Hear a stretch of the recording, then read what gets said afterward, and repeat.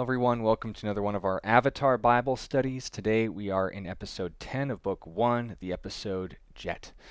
And I'd like to start our study with the passage in 1 John chapter 3 and verse 18, where the Apostle John makes the following observation about Christian conduct. My little children, let us not love in word or in tongue, but in deed and in truth. In our previous study, we discussed where the definition of good comes from according to the Bible.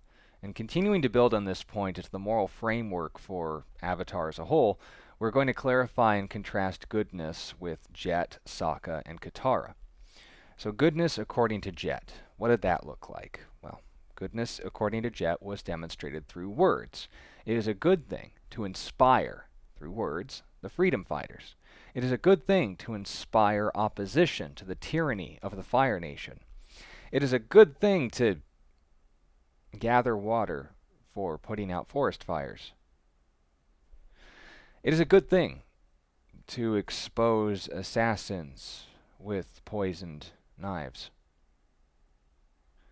It is a good thing to achieve victory over the Fire Nation. But what's the problem with these sort of goodness demonstrated through words kinds of methods? The problem was that half of Jet's words were lies. And if words come from a corrupt nature, then it doesn't matter how good someone sounds. The greatest liars can make their words sound good. It's not the foundation of Christian ethics for that very reason. It's merely the result of something far more foundational. Jesus himself said in Luke 6:45, "A good man out of the good treasure of his heart brings forth good, and an evil man out of the evil treasure of his heart brings forth evil." Now here's the key. For out of the abundance of the heart, the mouth speaks. So what comes out of here is merely an extension of what's going on in here. If you can make this sound good, that doesn't necessarily mean that the heart is good. But if this is good, it can reflect that. But what's the most important thing? It's the heart. And that brings us to goodness according to Sokka. Sokka demonstrated his goodness through deeds. It is good to free the innocent victims of Jet's bitterness. It is a good thing to stand against the massacre of innocent people. It is good to even seek to save the lives of your enemies. The problem with this sort of approach, and there is one, believe it or not, is that in an evil world, no good deed goes unpunished. You won't always be appreciated for doing the right thing. In Matthew verse 9 of chapter 12, it's an interesting order of those things, chapter 12, verse 9, Jesus had an interesting encounter with his enemies when he did a good deed. Now, when he had departed from there, he went into their synagogue, and behold, there was a man who had a withered hand. And they, Jesus' enemies, asked him, "Is it lawful to heal on the Sabbath?" This was a hypothetical question because according to their law, or not the law of God, mind you, but their extra-biblical commentaries and traditions, that you weren't allowed to heal someone on the Sabbath. You could provide, bandages to preserve life, but you couldn't apply medicine or, any of these other amenities if it was, in fact, beyond reasonable to do so. You couldn't go out of your way to do good because the Sabbath was supposed to be a day of rest, and Jesus, being the author of the Sabbath and knowing what that actually meant, rolled his eyes and, understood their motives. They asked, "Is it lawful to heal on the Sabbath?" that they might accuse him.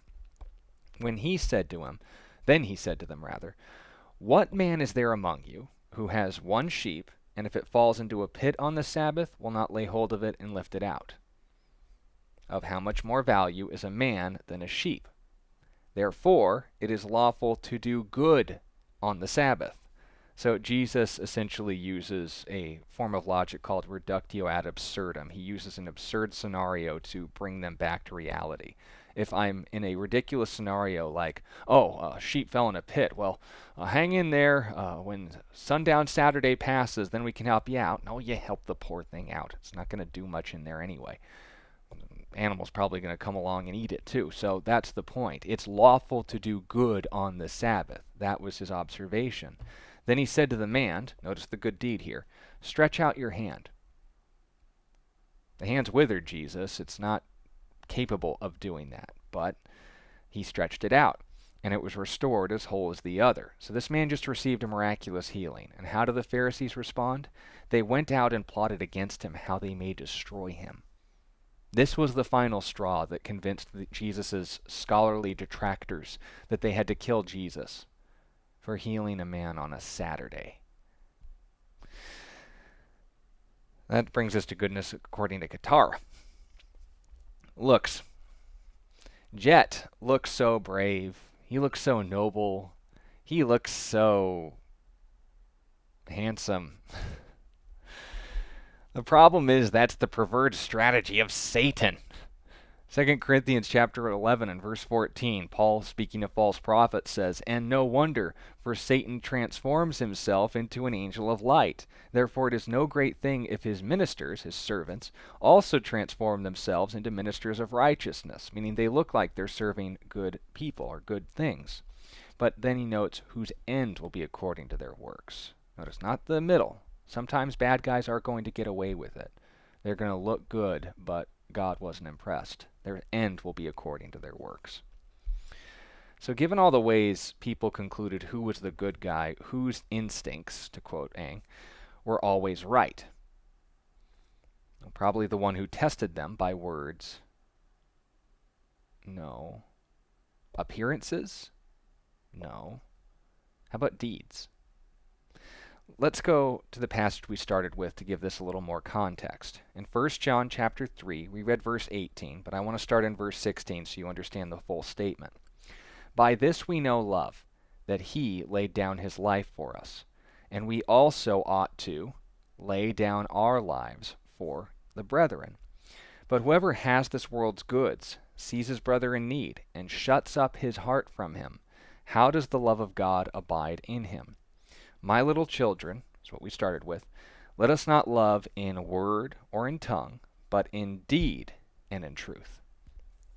Love, the foundation and definition of God's character, the nature of God that is tested most by deeds rather than just words. God demonstrated his love. He didn't just talk about it or emphasized how good he looks. His goodness was proven when God came to this world out of love, out of an attachment to us, and laid down his life in order to ransom us back to a relationship with himself, without compromising the truth and the justice due towards all of the things that we've done. He didn't punish the innocent. He went full Sokka on us and saved as many as were willing to listen. And understand this is key. Our privilege as Christians is that of the old man. We can affirm from firsthand experience that God isn't our enemy, but that his promises and warnings are the most trustworthy things we could ever hear. Thank you for your time listening to this study. If you have any sincere questions or would like to know more about the topics discussed in this study or how they relate to the previous one, please leave them in the comments below. I'll look forward to talking to you more about this. I just encourage sincerity, and I look forward to talking to you more about these things next time, in which we'll be discussing the Great Divide episode, which I know a lot of you are looking forward to. But until then, I want to remind you that Jesus loves you, that he's proven this through deeds, not just through words, and that he will continue to do so, not just because he wants to do what's good, but because that's who he is. God bless you.